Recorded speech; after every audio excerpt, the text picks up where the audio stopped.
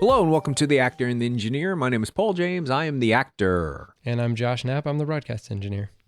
All right, Josh, here we go. All right, so the power of the dog. I keep saying power of the dog, but it's the power of the dog. I don't want to diss it at that point, you know? Hey, we got to start Batman, the Batman. So yeah, today we're going to talk about Jane Campion's new film, The Power of the Dog. It is based on a novel by Thomas Savage, set in Montana in 1925. And I'm going to take the little description of it from an IndieWire article that I read. And this person wrote, story of a browbeating rancher, Phil Burbank, and the daunting mind games he plays on his brother George's new wife, Rose, and her reserved son, Peter. So that's just a jumping off point. But I mean, this movie's about a lot of different things. And that's why I enjoyed the experience, because it was, in some ways, was a trying experience, but it was also an intense experience. And I was expecting more of a kind of a picturesque Western, and you do get picturesque scenes, but it's kind of like a horror movie in a lot of ways. And it has a bunch of different themes, and I'm sure we'll talk about it. But that's what I loved about it, because that I felt like it was a very ambitious movie, and I felt like it delivered on all of its ambitions. So I was impressed beyond all imagination. How about you? Wow. Yeah, I agree with you. I've seen it twice. And at first I didn't know it was based on a novel, but I'm not surprised when I found that out, because it unfolds like a novel. It literally feels like your eyes are reading it. I don't know if that makes sense to anybody, but it unfolds like you're turning the page. And it's subtle, but yet it's not. There are things there that I noticed the first time around. And of course, of all movies, when you watch something a second time, you notice more things, but not really with this one. This one, you can take it all in, even though it's subtle. And a lot of people will get to it, are talking about the ending and it was confusing and all that other stuff. Oh. I personally think they're in denial, because they were hoodwinked on some level. It was almost too much of a surprise to understand if you weren't following it. And I didn't see it coming. You had said that you thought that you saw it coming. And we can talk about that in just a second. The reason why is because of Jane Campion. It's because of how she structured the screenplay and her choices of shots, how long to linger on something, what to show, how big it is in the frame. You've got a movie that's set in Montana.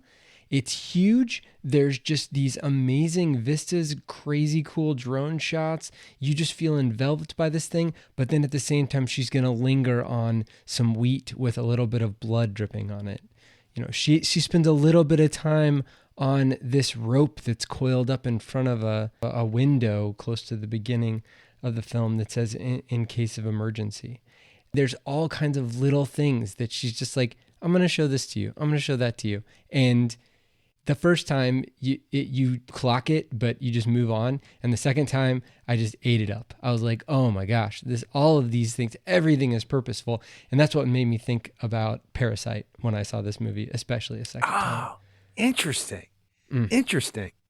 That's interesting that you're saying that. I did not. I thought of course, Brokeback Mountain, not necessarily because of the Western theme, but because I've always described that movie as cinematic art. It's as if you're looking at a painting on a museum wall, and this has that same quality to it. And you're right, a little blood on some wheat, the sound of the flowers, the paper flowers, the detail of him wrapping the paper flowers when you first see him do it. And you're exactly right. It's Jane Campion's way that she chose what for you to see at that particular moment. And it's so interesting because there's nothing out of the ordinary about the storytelling process. The narrative is it's not as far as what Quentin Tarantino does, because it does go in chronological super order. Super linear, yeah. I mean, right, it is super linear, yeah. But you're exactly right. It's the time she spends on whatever moment she's talking about. So something could have happened 6 months ago, but the time she spends on it is 60 seconds. And then something happens in real time that you're watching, and she spends a minute and a half on it. And just the difference of that extra 90 seconds makes it just develop and open up in a way that, especially when you see it a second time, it's powerful, absolutely powerful. So I hope that after the Oscars, they re-release it for the theaters, because I would like to see it on the big screen, because it was spectacular just watching it on my iPad. But I would love to see what this looks like on the big screen. I bet you it's amazing. Yeah, I saw that it made barely any money, which means that it probably was only released in New York and LA, whatever the qualifier is for the Oscars nowadays, I guess. I think we should probably get a little bit more into like the details of the movie, and we can be more specific about what we're talking about. But before we do that, I did want to bring up a couple of people that I definitely wanted to shout out on the technical side, and then you can talk about all your actory people. But All them people, we don't need them. Yeah, well, I mean, like if there's not a set there, or if the camera isn't placed properly, if you don't have it lit right, then what are they doing? But so the cinematographer is Ari Wegner. She's Australian, so kind of around from close to New Zealand, which is where Jane Campion is from, and also where they shot this movie, even though they were shooting it as Montana. Yeah. So I was like, because initially I was like, Montana is beautiful, and I'm sure it is beautiful, but also at the same time, they were able to get beautiful countryside and ranch areas in New Zealand also. But so yeah, Ari Wegner, we saw her work very recently in Zola. She shot Zola, and her work is very impressive, and I'm interested and excited to see what she does next. But I think the collaboration between those two was a big deal, and I did do a little bit of research on their collaboration, and Jane Campion brought her in very, very early, like before they started scouting for locations, which is rare when it comes to cinematographers. A lot of times they'll come in a couple months before the shooting starts, and then they do their, figure out what cameras they want to use and all that kind of stuff. I think she's only the second woman in Oscar history to be nominated for cinematography. Really? Oh, wow. That's awesome, though. It's well deserved. I mean, it is a beautiful film, shot on digital, but at the same time, it does have somewhat of a lived-in feel, but it doesn't hurt the movie. You know how there's sometimes movies shot on digital that are period pieces, they feel not right or not lived in, but this movie does feel, and a lot of it probably has to do with the costuming and the set design and all that stuff. But yeah, and then the other thing that I wanted to bring up really quickly was the score, which, I mean, Johnny Greenwood, when I saw that Johnny Greenwood did the score, I was like, okay, so is he the only person writing scores this year? I don't. Well, it's like Danny Elfman. Yeah, but I mean, just in the last like 2 months, because I just watched Spencer. He wrote the score for that, and I actually liked Spencer a decent amount. And I started watching Spencer, and I was like, I told Steph, I was like, yeah, I don't know, we'll see how it goes. I was like, I'll probably turn it off after about 20 minutes. But I watched the whole thing, and it was good. I was a lot more interested in it than I thought I would be, because I'm not a Crown person and I don't really care about the royal family, but it held my interest. So he did the score for that. He also did the score for Licorice Pizza and this film. So, I mean, we're talking about like 3 of the movies that I've seen in the last like in the last 2 months that he's done the score for. I thought about that too, but look what he did. Yeah, well, but also he hasn't done. This is the first time he's done a score for a movie since 2017. So I mean, it's at the same time we feel like he's everywhere now, but he hasn't actually composed music for a movie for years. So I mean, it's they're just all happening now. But I'll take it. Anybody who wants to have Johnny Greenwood do their score, go for it. And he's nominated for this. As he should be. I mean, he's probably going to win it. Ah, well, good. Well, and you were saying he hasn't done anything for 4 years. Well, he's been writing music for 3 different movies for 4 years. So a good composer should be able to move from genre to genre, and he does. He's definitely not a one-trick pony. So I was shocked actually that he scored this film, but that's a good thing when you think about it, because you're not like, oh, this is a Johnny Greenwood score. Because like we've talked about in the past, Hans Zimmer, I can usually kind of tell. But Johnny Greenwood, I think he does what he needs to do when he needs to do it. So that's awesome. Are you done with all the other people other than the actory people? I didn't want to take up all the time. So the actors do need to be talked about, though, because I felt like the new power couple did a pretty good job. Amazing. So let's start with the fact that when we did our last quick cuts episode, you gave me a couple of minutes to talk about predictions. And if you actually go to that timestamp and listen to what I say, I got almost everything I said wrong. That said, That's not true. No, not true. That said, I'm getting ready to totally rationalize how I'm still right, but I am. So at the beginning of that podcast, I mentioned I saw Power of the Dog again, and I kept saying to myself, Cody Smith McPhee, tough name to say all in a row. Try saying it 10 times, but I have to get it right because he soon might be an Academy Award winner. Anyway, he's taken every award or been nominated for quite a few, deservedly so. And I said it reminded me of Sam Rockwell and Woody Harrelson from 3 Billboards Outside Ebbing, Missouri, where everybody was talking about Sam Rockwell. And you and I were talking about Woody Harrelson and that one scene and how, wow, he really should get nominated too. And you had said, well, that doesn't really happen that often, that two people from the same movie, even though one's not really being noticed, if you finger quotes, doesn't really happen. And I was like, yeah, but it could happen this time. And it did for Woody Harrelson and Sam Rockwell. And then it happened for Jesse Plemons and Cody Smith McPhee.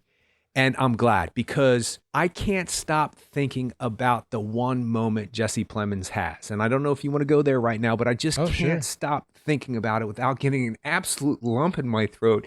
And I'm so happy that something, because it's a subtle performance, which most of these performances are to a degree, but it's a performance that could very easily just, you've seen him do so much. You've seen this actor do so much that maybe people wouldn't notice the power of the Jesse in the power of the dog, because man, that moment when he gets out of the car after they get married, and it's not a, I hate my life, I want to kill myself. He's tearing up because he's happy. Mm-hmm. And I honestly and truthfully think that actors fake it sometimes, but there's no way he faked that moment. And maybe he was thinking about his real wife, Kirsten Dunst. I don't know what he was thinking about. I'm tearing up just thinking about it. It crushed me. And I thought, oh, there's your best supporting actor. How come nobody's talking about Jesse Plemons? So technically speaking, I got that right because I said, wouldn't it be great if Jesse Plemons was nominated for the Oscar too? And sure enough, so on Oscar morning, I texted you, Jesse Plemons, exclamation point, exclamation point. That seems right to me because when I watched it a second time, that moment crushed me again. You're talking about the line that he says, I just want to say how nice it is not to be alone. Yes. That's all he says. That's like the only line he has. Yes. Yes. It's perfect. It's happy tears. He's satisfied. Yeah. Yes. And you don't see that often in movies. And it's crushing me. I'm sorry I'm having such an emotional reaction to it because it's a beautiful moment. Sorry, you know me. It doesn't take much. He's the actor. I'm the engineer. That's how it works. So sorry. I know it's a little embarrassing sometimes to watch people cry and to listen to them cry, but that's the way it works with me, people. And I kind of love it. I dig on it. I love having these emotions, but it was just such a nice moment. And then when I watched it a second time, the moment, and we're jumping way ahead at the end of the film and spoilers for Power of the Dog. So definitely spoilers if we're, okay. Sounds good. Let's do this. I'm not gonna give any of the big thing away, but when he has to take his brother to the hospital, Benedict Cumberbatch, the look on his face, no matter what his brother did to him, hey, fatso, he says all the time to him, and he's giving his wife a hard time. He's giving his brother a hard time about the ranch and everything that he does. And you give him a hard time about taking a bath and, kind of messing with his masculinity. But the sincere need to make his brother safe crushed me the second time I saw it. And you know what? Cody Smith McPhee probably will win and will deserve to win because I'm going to praise the hell out of him in just a second too. But man, if Jesse Plemons pulls that Oscar out, I will be so happy because it's such a powerful, and I hate to use that word over and over again, performance. That's just the tip of the iceberg when it comes to performances in this movie. I think you're right. Jane Campion's writing. It comes down to that. But it's interesting that you say that, Jane Campion's writing, because Wow. I'll let you recover for a second. Wow. I've had moments like this before. I just didn't realize that was going to happen. It is her writing, but at the same time, it's not necessarily the dialogue, because he's one of those characters who doesn't have a lot of dialogue.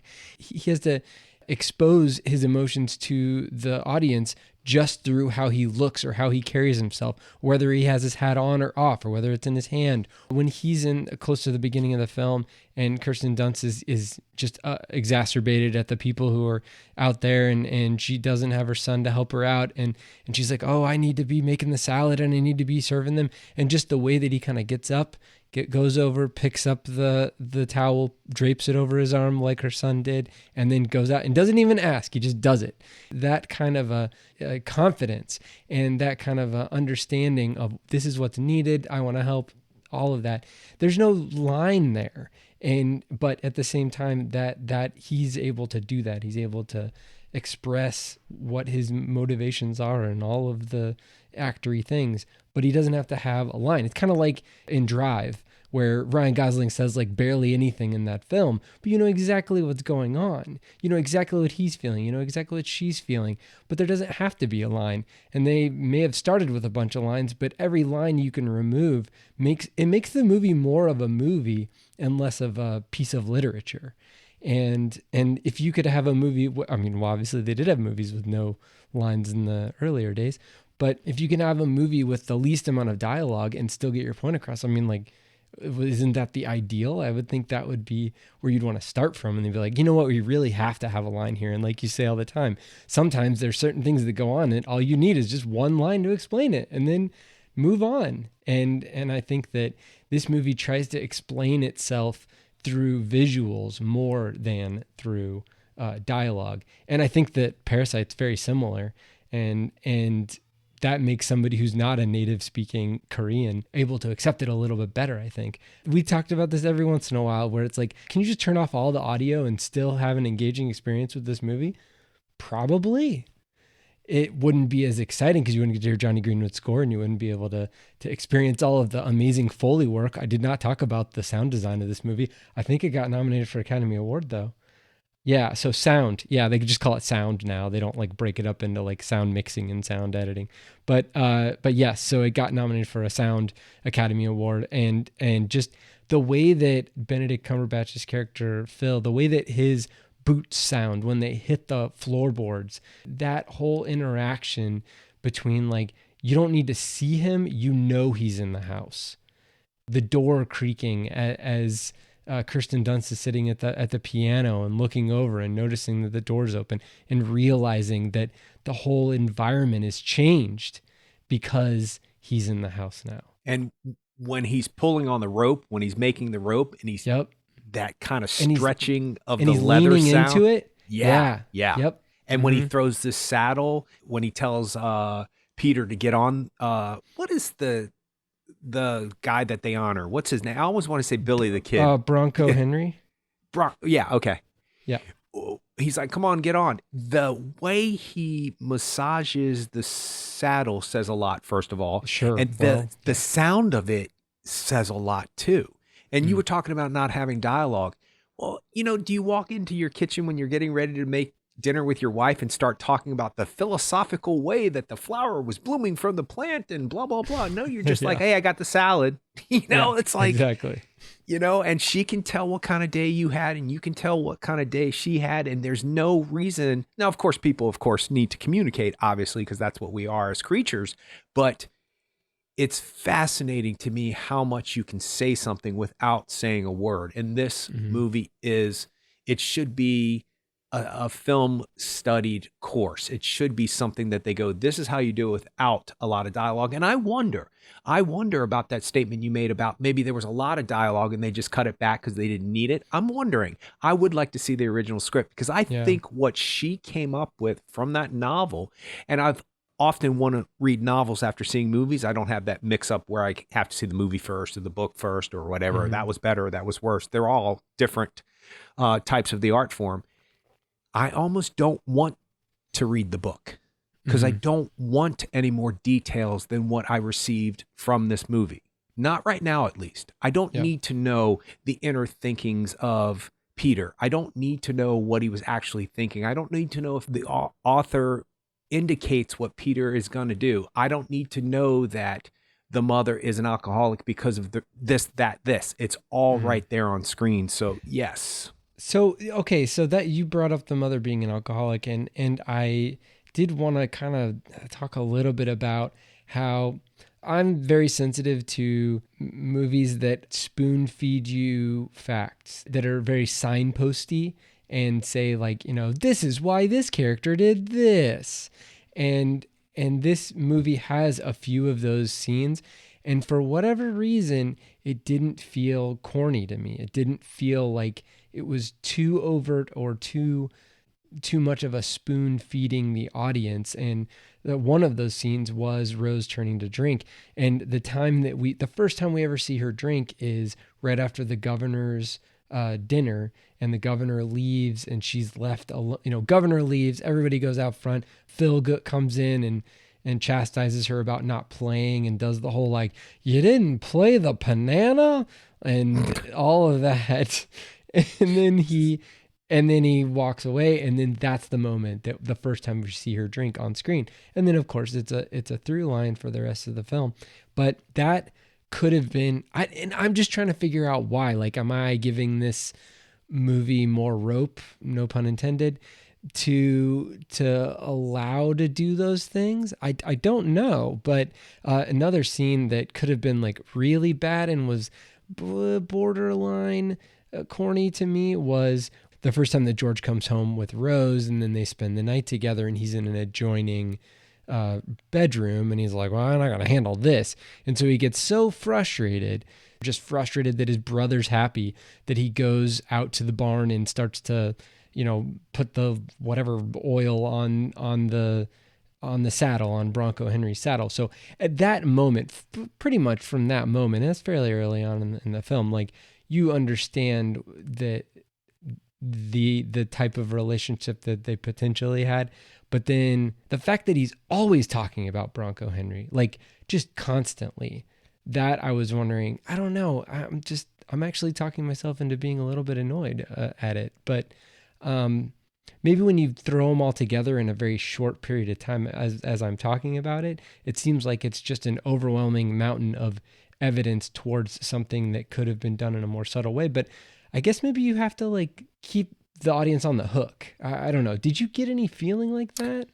No, not at all. I know what you're talking about. And when you started to describe it, I think you're talking about moments that are back to back, and you can't do that per se because they're not back to back. They do They're happen not. over a span of time. Yeah. He does talk a lot about them. But how do you take a extremely stereotypical, borderline cliche character, cowboy, all the way down to the chaps that have the animal fur on the end of him, and the and the way he walks, and he's not ready yet, send him out anyway. I mean, that's such a typical thing, like when Peter's trying to learn how to ride.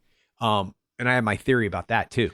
That's actually not a bad thing though, because I mean, like, just like anything, like, you're not going to be like, oh well, let's keep the training wheels on the bike forever. You're not going to do that. You're really going to fall down a couple times. I think Peter's faking it. I think Peter's faking it. Like, I think he can already knows how to ride. No. Oh. We're jumping subjects. We'll get back to that. Okay. All right. We'll jump in subjects. I think and for me, sometimes I overcomplicate things, but that's what makes art interesting to me, because I do overcomplicate things, but that's me. And so maybe that's something to do with my psyche, but we'll get to that in just a second. So how do you take a stereotypical, almost cliche character and allow people to understand that there's a homoerotic thread running through it without hitting them over the head she doesn't hit him over the head later on, but later on you're very well aware of a couple of things that he does that's just not what your typical buddy would do with your scarf, right? Sure. So at that that's moment, actually more subtle to me than the rubbing of the knob on the saddle. I don't know. I think, and I never mean to sound like you're smarter than the average moviegoer, so you picked up on that immediately. But you are a little more versed on movies than most people. So symbolism and metaphor and art is not lost on you. So yes, but that early on in the movie, who thought of that? Who thought of that? And if it wasn't meant to be there, you wouldn't have thought of it. So it planted a seed of an image in their head.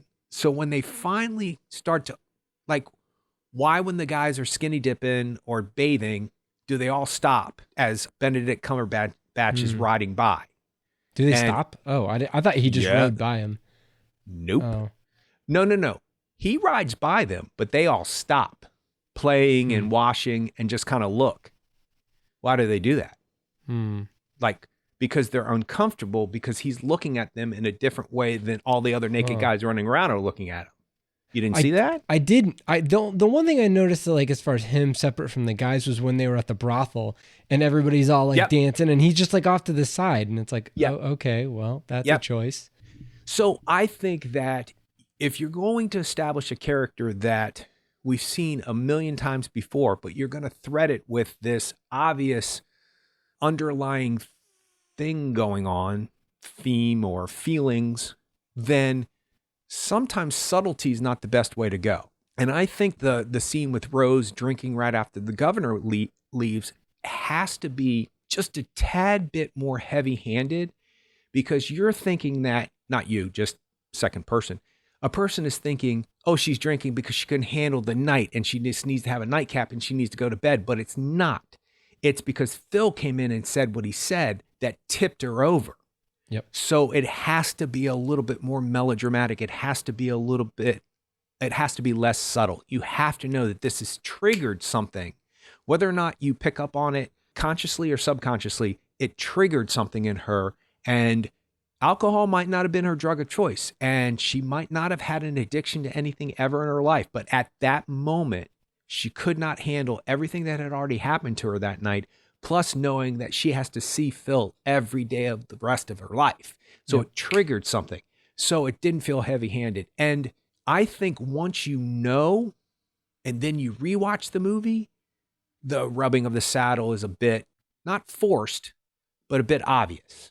Yeah. And there's so many things that are not obvious in this film that something so obvious might have stuck out to somebody who noticed it on the first time. I noticed it was strange, and I thought, why does he have a shrine to this guy? Is this what people did? I was like, did people also do this kind of thing? He has a shrine with a lit candle. So that's a very purposeful thing. Right. You have to light the candle every day.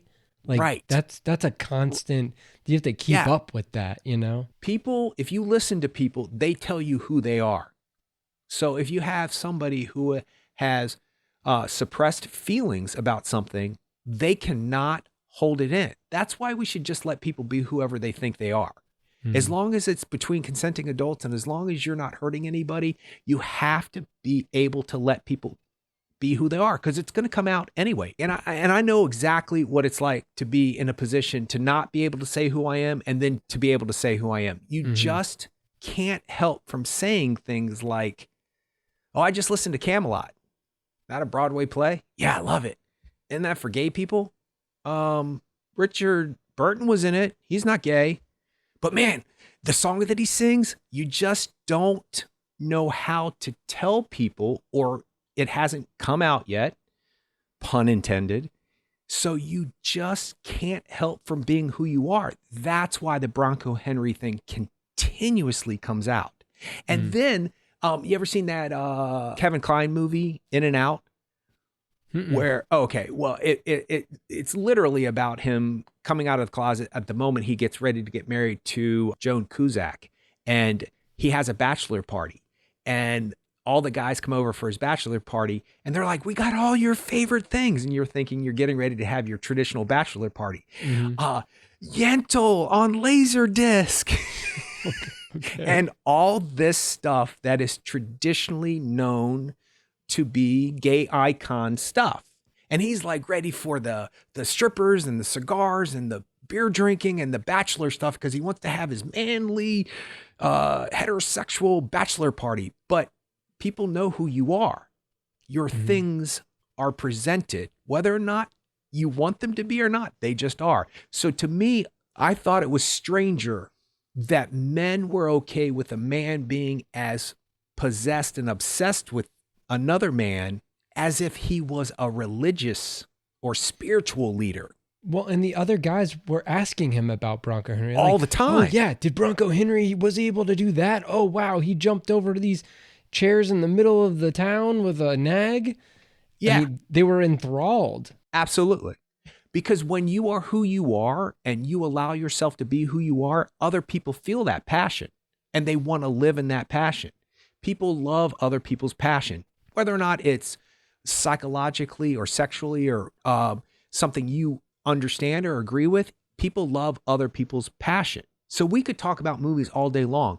People might not understand what we're talking about, but they love our passion about it. So I think that you have to talk yourself back out of it being heavy-handed, because I think it's just enough, because that's exactly what somebody in his position would do. But Because now, he so just can't go out and go, that guy's hot. He can't just do that. Yeah. So it has to present itself. But it seems like he only has eyes for Bronco Henry. It's that kind of a thing. So, and at the same time, do you feel like he is... I thought one of the main themes was that, he's not happy because he lost someone that he loved, and he's not going to allow anyone else around him to be happy. And so, and you also see that, he definitely doesn't want his brother to be happy, because when his brother gets a wife, he immediately tries to break that up. But his brother gets to be happy in the traditional acceptable way. It's not that his brother's happy.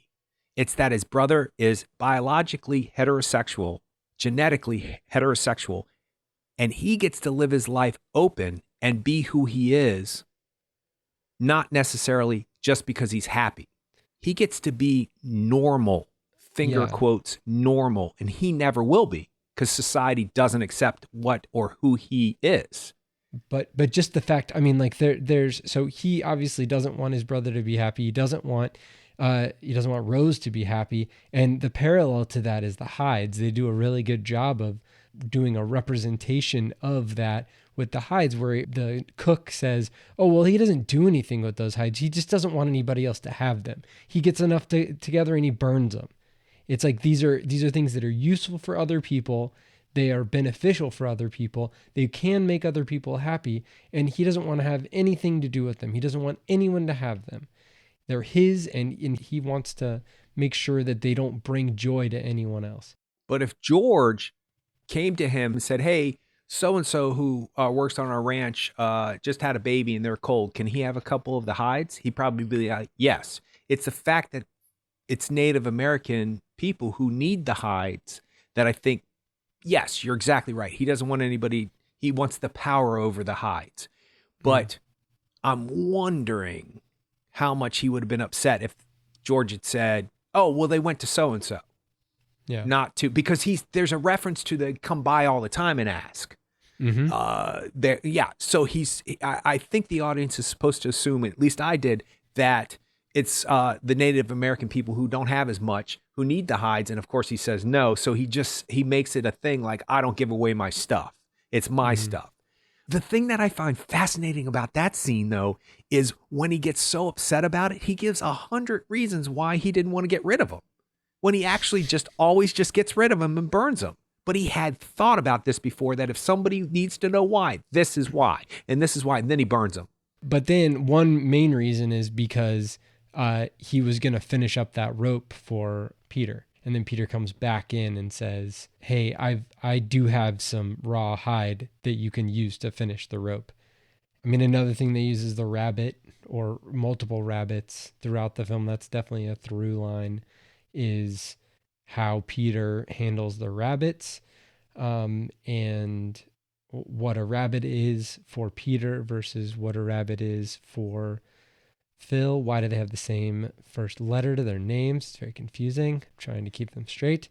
So I was trying to think, especially the second time, where they've got the rabbit kind of huddled underneath all those things. Did you see how when Phil breaks the rabbit's leg and then Peter pulls it out and thinks that he's going to kind of confront Peter with a difficult task, and Peter just kind of dispatches the rabbit like immediately, and it shocks Phil. Like, you can see that he's just kind of, whoa.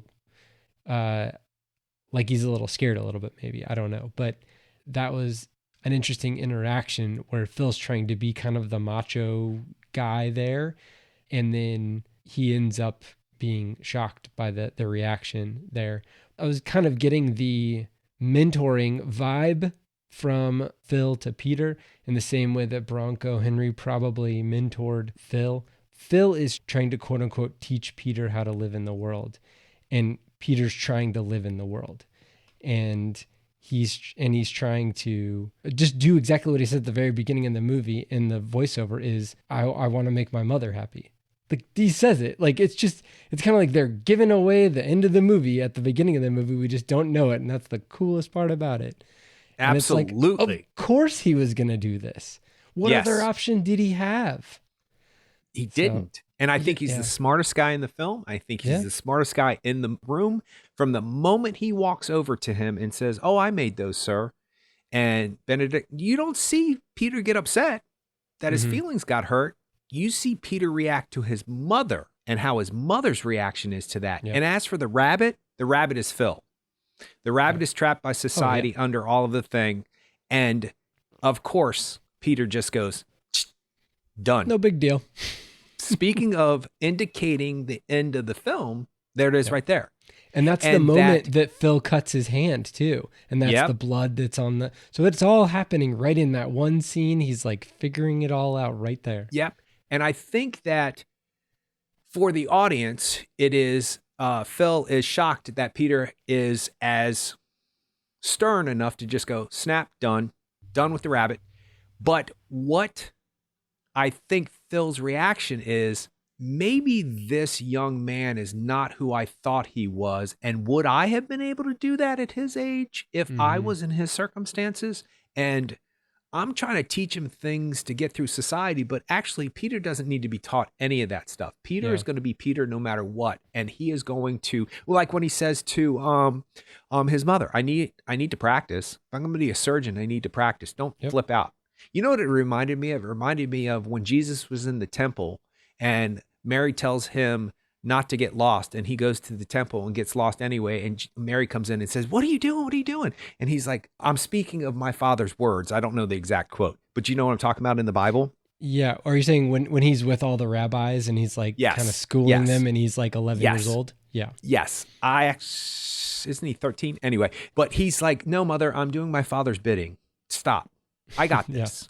And I always thought that Jesus kind of came across as a little punk, if you will. I love Jesus. Don't get me wrong. I'm not trying to say anything about Jesus. I'm just saying that he did seem like a 13-year-old little, and it's because Jesus is the smartest guy in the room. And so not to compare Jesus to Peter, but the comparison is that, no, Mom, don't worry about the flowers. I got this guy's number. Don't worry about the rabbit. I'm going to be a surgeon. I need to practice. My life is going to be better than everybody else's. That you're worried about me. Don't worry about me. And she's actually not worried about him. She's worried about Benedict Cumberbatch's character being around him. And so I think everybody keeps calling this a thriller. I don't think of it as a thriller. That may be because of the ending. I don't know. Yeah. I think of it as a revenge film. Some people say it's about avenging, but I don't think it's that. I think it's a revenge film. You have mistreated my mother to the point that she became somebody that she wasn't. I will take care of this. And I will do it in a way that you will have no idea I'm doing it while I'm doing it. I don't think that Peter is befriended by Phil because of any kind of sexual need on Peter's part. I think he knows to befriend Phil because he knows Phil has something going on.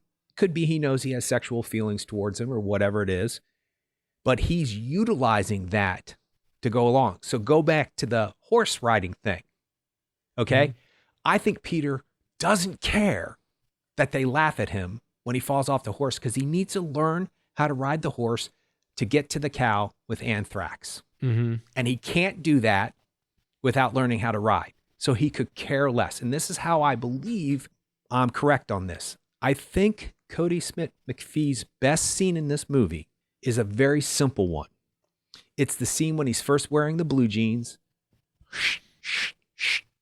And you hear the guy say, "Are you going to tell him to wash those?" or whatever he tells. And he, "No." And Peter just walks straight through that camp, and all these terms are coming out, all this horrible things that they're calling him. And he walks right past everybody, looks up into the tree and sees the nest of birds, studies, analyzes, educates himself, turns right back around and walks right through the same amount of crap. He does not care about them. Yep. He needs to know about that part of nature at that moment, and nothing is going to stop him. No name calling, no genes, no anything. So in that same way, he is the exact opposite of Phil, because Absolutely the exact Phil opposite. went to Yale. He studied classics. That blows my mind. And so that was the other thing I did want to bring up is code switching. So he is that can be used in many different ways, but he was essentially doing some sort of code switching, because you don't think he actually spoke like that at Yale when he was getting a bachelor's degree in classics. I'm sure he didn't say piano when he was talking about a piano. So he has the ability. In fact, in the movie, he does say piano multiple times, and he says piano every once in a while when he needs to really kind of, gin up the I'm a country guy or whatever. That to me is interesting, where he's learning how to change other people's perception of him, or trying to change other people's perception of him. And to fit, he's like, I'm a rancher. I need to be a rancher. I'm dirty. I'm not going to get a shower. I know the governor's coming over. Big deal. I'm a rancher. This is me. I don't know if that's his little rebellion, or maybe he feels like he's the monkey that they're asking to dance. I don't know.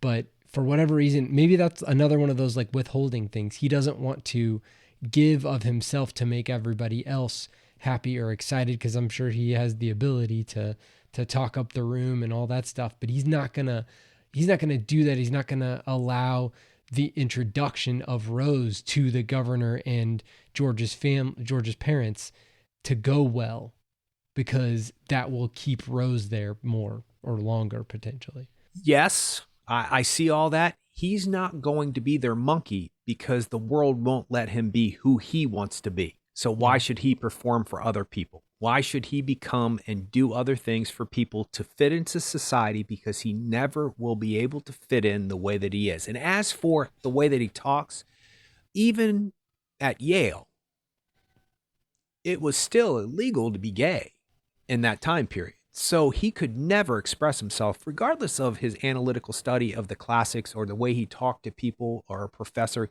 He was never going to be able to be who he was. And also, there's this thing where, and maybe this is partially my experience, where you look for people who are like-minded. And when you don't see people who are like-minded, you don't think that you're ever going to fit in. And even if you find somebody who is the same sexuality or the same religious belief or the same whatever, they're not like-minded. They're not like you in personality or in type. So Phil probably has not come around a lot of people who are manly Yale graduates, who are suppressed homosexuals, who are still your stereotypical cowboy, all that stuff. What people think of a sissy boy back then is what Peter is. Mm-hmm. And the irony is he's the strongest one in the room. That's what's brilliant about him. Yeah. I love everything about his character. The confidence and the strength, if I only had an ounce of it when I was his age. That said, I've developed it, so I'm good. But, don't you love how I can make everything about me? You ever notice that? But my point is this. He had nobody until Bronco Henry, probably. He probably had nobody. And then, because I'm not so sure Bronco Henry and him had anything going on. I'm not 100% sure there was a sexual relationship there. Because if they were the same age, that's a bit odd. And if it was, I'm not so sure it was a sexual relationship. But whatever Bronco Henry had, he showed Phil that even though he might be attracted to men or might have a different view on sexuality, that you could still be a rancher. You could still be a man's man. You could still ride and you could still do all the things, no gloves, all that stuff that he does. You could still do all of that stuff, because that's why he says to Peter, don't let your mom make you a sissy. Well, first of all, that's the point, Phil. She didn't. He is who he is. You think that about him because you don't want to be that. That's what you don't want to be. Even though you might sexually be aligned with Peter, you want to be this manly man who fits in and does all the things that blah, blah, blah. So it's complicated. It's a complicated character. Yeah, the person that he looked up to the most in life told him that he shouldn't be that way. And so he's going to default to that because, you know, it's like, well, he told me how to, castrate a bull. He told me how to, make a rope. He told me how to break a horse. So all of those things are invaluable to him as a rancher. So if Bronco Henry told him how to resist urges to look at men or something, then that's what he's going to glom onto. And at the same time, he still has feelings. So he still has those urges or just those emotions. And it seems like that's what Phil's trying to do, quote unquote, for Peter. He's trying to help him out. He's like, I'm gonna help you live through this life by giving you these pearls of wisdom. He even says that to him. But then and this is Benedict Cumberbatch's Academy Award winning moment if he wins the Oscar. And I won't be surprised if he does. One, it's his time. There's a new Doctor Strange movie coming out. Everybody's psyched about Spider-Man. Unfortunately, those things play into it. But the good news is he will deserve it, period. He will deserve it. When he sees the dog in the mountains, Peter says, oh, yeah, no big deal. I saw that when I came in. That's when he goes, wait, I can't teach this kid anything. I'm not going to be able to teach this kid anything because Bronco Henry had to teach me to see the dog. And it probably was like kind of a game, I see something out there, Phil. Do you see it? No, Bronco Henry, I don't see it. It's out there. And then he spends his youth trying to see whatever it is. Yeah. And then he either eventually sees it or Bronco Henry tells him what it is. He's like, oh, I saw that. I just didn't know what it was, and whatever it may be. But because Peter's the smartest guy in the room, he sees it immediately and then acts like that's no big deal and completely deflates that whole thing that obviously Phil has done to everybody who possibly could get to look at it. He doesn't want to give that to Phil. No. He doesn't want to give it to him. That exactly. That more or whatever. Yeah. Right. Exactly. So it's such an interesting, well-drawn film that you could talk hours and hours and hours about their sexuality, their beliefs about masculinity, all of those things that we've tapped into. And I still don't know if you would ever be able to fully take it all in, especially on one view. That said, it is all there and you can feel it on one view. So it's fascinating to me because I'm wondering, because of course I just made it about me, I'm wondering, is it one of those films that makes you feel what you feel? Not necessarily what the movie needs for you to feel or means for you to feel, but you interject yourself into that situation, or the feeling you might have had when your first crush, when your first girlfriend told you that she liked you. Maybe that's how Phil felt when Bronco Henry paid him attention, and he's like, oh, maybe Phil doesn't even know that that's kind of like a thing, like a guy on guy thing. Yeah. Maybe he doesn't know that, but he can sense it and feel it. So maybe when you watch this movie, whatever your experience was at that moment in your own life, meaning my life or your life, you interject that into the film because there are moment after moment after moment. And we're getting close to the end of the film, so we can talk about it more. But the moment, another Jesse Plemons moment, when he says at Phil's funeral, hey, Dad, we're thinking about having you and Mom over for Christmas. How do you feel about that? And the way his father reacts, it's so beautiful because he's like, the father's instantaneously sad that Phil won't be there, but also kind of glad that Phil, even not showing up that party, had a presence at that party. And now that's gone. And now he can have a relationship with George. and his mother can have a relationship. She gives him Kirsten Dunst the jewelry. Yeah. And now they can all be a family. Even though we love our brother and we love our son, he's gone now. What's next? And maybe I'm interjecting something of my own life into it, but I felt it deeply. I think the biggest thing that I took from this is that it can be dangerous to live exclusively in the past. And that is exactly what Phil is doing. It's like time stopped when Bronco Henry died. And he's just been living. In fact, he brings it up. He's like, how many cattle drives, how many years we've been doing this? 25 years we've been doing this since Bronco Henry. And nothing has changed in those 25 years. Everything's the same every single year. And now all of a sudden, George finds Rose, and then their whole little thing, their whole little shrine of a life to Bronco Henry is busted up. And that's what, sets everything in motion. He no longer has the power of the dog over George. Fatso means nothing. When you have a woman who is as beautiful and as stunning and charismatic as Kirsten Dunst is, even her in her worst moment in this movie, she still is a light. He no longer has any power. It doesn't make. What do I care if you call me Fatso? What do I care if I don't stink and you do stink? Look, I'm in love. I have love. I have love, and you are dying alone, and that's sad. Yeah. And also throughout those last 25 years and even times before, he obviously felt alone, even though he was around his brother every single day, because otherwise that scene with her and the picnic wouldn't have meant anything. So yeah, I mean, it's very well done. I do want to tap into Kirsten Dunst for just a split second. It is so nice to see an actress who's been working for decades now, since she was a child. One, sort of come into her own, although she already has. She has been in movies for decades now. But finally, her youth and her cherubic look and her angelic look that could have kept her 25 for a much longer period of time now works to her advantage. Because to see somebody with that chubby little cherubic countenance that she has, the cheeks that she has, seem so drained of life and so worn after what Phil does to her, and so worked because of having to fry chicken for a bunch of drunk people playing the piano. I hate when they do that, she says.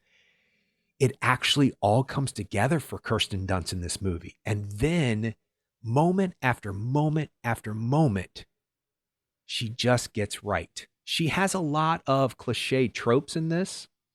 Her come in and talk to me for a while, reminds me of Cat on a Hot Tin Roof, reminds me of every drunk lady from Tombstone. The one, Kurt Russell's wife was the drug addict. And so she's playing a lot of the traditional tropes. The thing that sets her apart is the relationship with Peter, and the relationship with her being so strong in the world that she was able to get through even after their father died. There's no time frame told, and if there is, I didn't hear it, of how long she's been by herself with her son, that kind of stuff, because it doesn't play like she falls in love with George to help her lot in life. It doesn't look like that. I actually think, when he puts on that apron, or when he puts the towel around his arm and helps her, that's when she falls in love with him, not for any other purpose other than love. And so I just wanted to take a moment to say, I was worried because Kirsten Dunst was in the conversation, then out of the conversation, then no BAFTAs, and all this other things were happening. I can't remember if she was nominated for BAFTA or not, but she was all of a sudden going missing from the Oscar talk, and then boom, it happened. She was nominated. And you were right, his and her Oscar nominations. And strangely enough, little trivia, it's the first time in Oscar history 2 married couples are nominated. That's very cool. Javier Bardem and Penelope Cruz. Yep. And Kirsten Dunst and Jesse Plemons in the same categories. It's the third time that couples have been nominated for the same movie, because it was Richard Burton, Elizabeth Taylor, and Who's Afraid of Virginia Woolf. And then I can't remember the other one. It was a movie I haven't seen, actually. So, but something between then and now. So my brain instantaneously goes, can you imagine being Richard Burton? Richard Burton. We talked about him earlier. Richard Burton, the manly man. And your wife gets her second Oscar for a movie she's in with you. And it's like, she deserves yelling it, at you no the doubt. whole time. Yeah. No, it's screeching at you. Yeah. But she's right in that movie. I don't care what anybody says. I'll argue that to the day I'm dead. She's right. Sort of. Anyway, so I just wanted to take a moment to, we talked about Jesse Plemons, we talked about Cody Smith McPhee, and we talked about Benedict Cumberbatch. And I believe Jane Campion is going to win the Oscar for best director. And if it goes the way it's going now, it's probably going to win best picture. I don't know. You got a lot of big contenders with best picture, and you have a lot of big contenders with best actor. But if Kirsten Dunst wins, it's going to be that moment when people finally go back and watch it, and they're going to be like, oh yeah, look at that. That's why she won. Oh yeah, there it is. That's why she won. There's not one moment that she just doesn't seem like a genuine, real person. And that's hard to pull off, especially when you're playing these. She has some of the most high strung, for lack of a better term, moments in the movie when she has to play the piano and she can't. It's devastating. It's so high strung and nobody will listen to her. And she's trying to tell them the truth, and she just, and she can't. And then she has, it's horrible. You know, speaking of the Oscars and Jane Campion and a piano, I did finally watch The Piano. I have never seen it before. So yeah, I saw it, and also set in New Zealand. I mean, it was shot in New Zealand and set in New Zealand, but yeah, I'd never seen it before. I didn't know anything about this movie. Like, I didn't know that Sam Neill was in it. I assumed it was like some sort of like meet cute between Harvey Keitel and Holly Hunter. I didn't know she was mute. Like, I didn't know anything. So going into it was really interesting. So, and we'll get back to that on the quick cuts, but we have to talk about that. And what is the deal with Paul Thomas Anderson and phones? We'll get there. All right, we'll definitely get there. Always phones. It's always phones. Why? It's always phones. Since everything in this movie is purposeful and everything has meaning and everything was perfectly placed, tell me what your thoughts are about the comb. Refresh my memory. What do you mean? Peter has a comb and he kind of like ruffles the comb. Oh, okay. Yeah. I didn't remember that until you just mentioned it, but yes, you're right. Right. I think that what my first interpretation is that special needs people sometimes stimulate themselves, stemming is what they call it, with odd noises. That's why you might hear somebody who's autistic go, ah. So it's like a tick, maybe? Maybe it's the only indication that Peter really is human and not a robot, able to get through this without any emotion, because he needs something that calms his nerves. So I think the comb is Xanax. I think it calms him down. And it probably started when he was a baby. She probably found something, was combing his hair one day and went, and he took to it. And whenever, and because you know this kid's been picked on his whole entire life. And the fact that he doesn't really show it is amazing. And it's an amazing job his mother did raising him. Those are beautiful, Peter. She doesn't once say anything like, that's kind of weird, dude. Like, why are you making paper flowers? Those are beautiful, Peter. And she's the one who says, for the table, like, she's like, do you want to put it? Like, she actually offers to show them to everyone because she's proud of what he's done. Instead of being like, oh, put those away. Like, she doesn't do that. Yeah, right?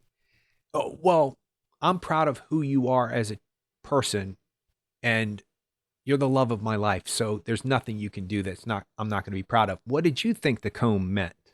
Oh, he uses the comb and then he goes out and uses like a hula hoop. And I thought it was just a way for him to like focus himself, because he's sad. Like, he's sad a lot for his mom.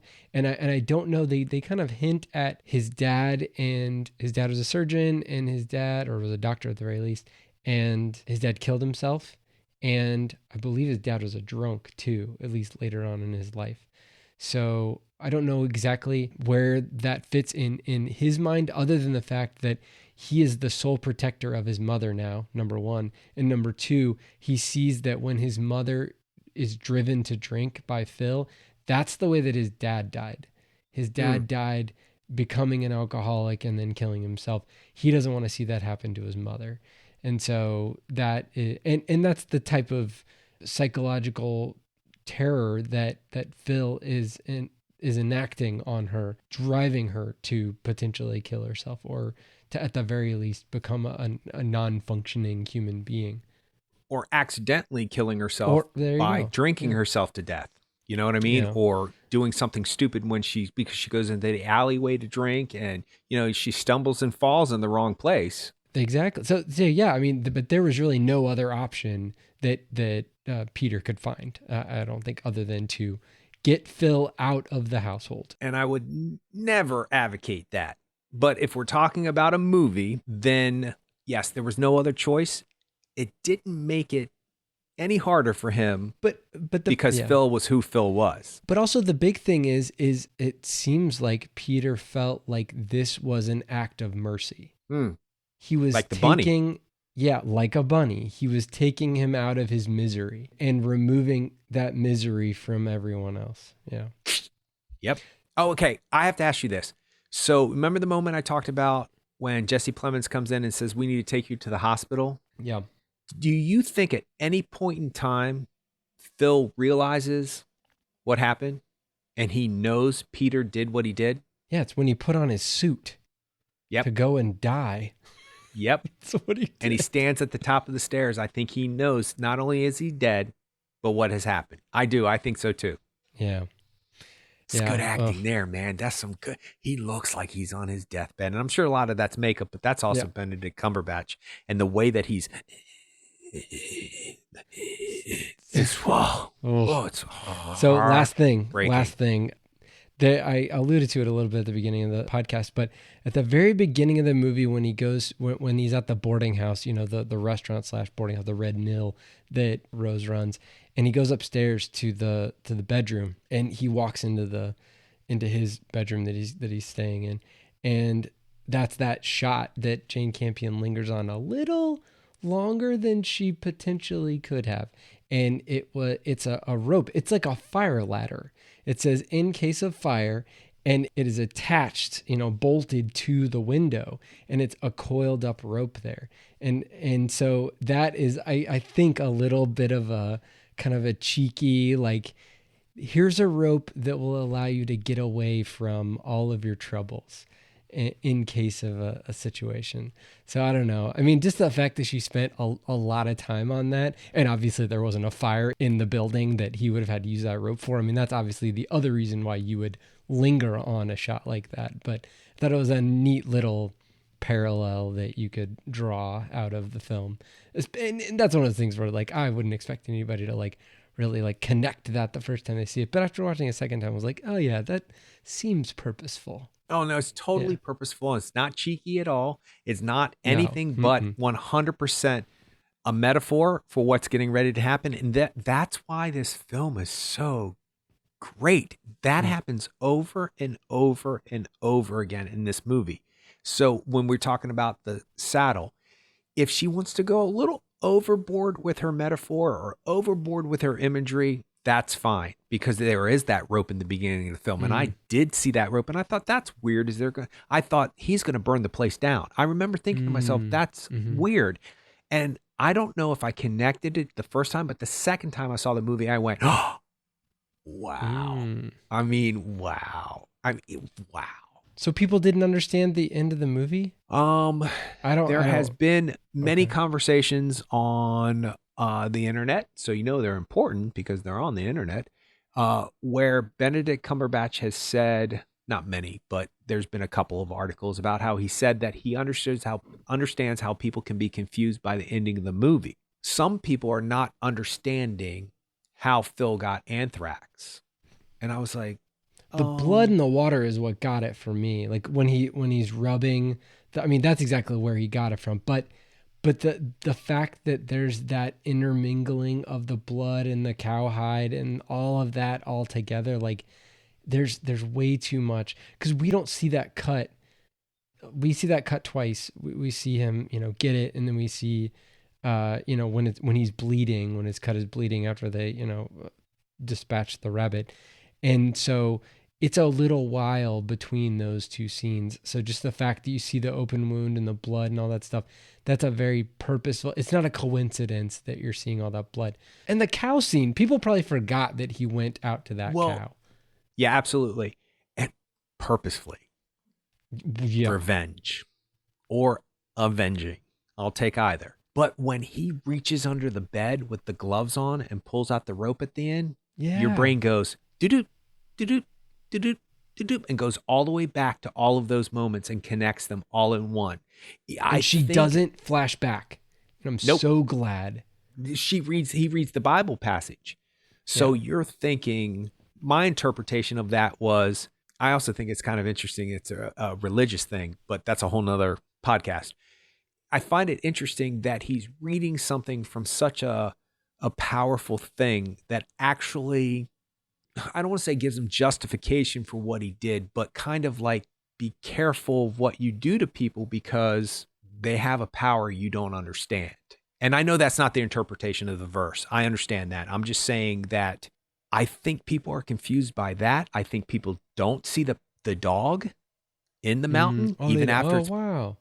I don't know. That's a CGI dog, by the way. Yeah, of course. But that's the whole point. If you're not able to see it, then you don't see it. I mean, that's just the way that it is. And also, nothing is spoon-fed in this film. Nothing. You have to listen and pay attention. And not that people don't listen and pay attention to the movies. It's just not set up to have it explained. And I have never had a problem with spoon feeding, and I've never had a problem with things being explained to people, and I've never had a problem with a director being heavy-handed to make a point. You know, I like bold choices. I like the idea of, if you're not going to understand this, here, let me explain it to you. I've been studying Shakespeare recently. Please, if they didn't have the footnotes, I'd be dead in the water. And if I didn't have Frances McDormand and Denzel Washington speaking those words, I'd be dead in the water. You need sometimes interpretations. You need help. You need to be told why this is the way that it is. So maybe at the end of the film, people are interpreting, they don't get the gloves. Like it's such a subtle thing when he puts the gloves on the first time, and you're not thinking to yourself, he's putting them on because this is a deadly diseased animal. You think he's putting them on because you don't want to touch the gross dead animal, not the icky blood. You're not thinking, but he's not wearing gloves when he's dissecting the rabbit. The rabbit. Yeah. That clicked for me the first time. I was like, well, that's interesting. Why are they taking such time for him to put on the gloves? But when he reaches under the bed and grabs the rope, if you're with the movie from moment one, it will all click. It will all click. And it's fascinating because it does not, when you see it a second time, it doesn't diminish anything at the end of the film. It's still as impactful when you see it a second time, because then you're really watching everything happen because you know what's going to happen. But still, the last moment is even more powerful because you've seen the lead up to it. Yeah. So no, it's great. And Phil even says at the beginning of the movie when they're on the wagon or on the cattle drive, they see that dead cow. Oh, yeah, it's anthrax. Keep our cattle away from it. So it's all those breadcrumbs that we get throughout the movie that we don't even know are breadcrumbs. Well, and then I think he says to the funeral director, or he's talking to somebody who's talking. George is talking when he goes. It's the medical examiner. Oh, that's right. That's right. It came back and they're thinking anthrax. And he's like, no, that can't be because he's never messed. So that's Jane Campion spoon feeding the audience. That's a very much, hey, listen, if you didn't get it, there it is right there. So brilliant, though. Brilliant. No, that's great. All right. Well, you can check us out on the web at actorandengineer.com. You can go to facebook.com/actorandengineer. You can tweet us at actorengineer, and you can find us on YouTube. Just search for the Actor and the Engineer podcast, and we'll see you next time.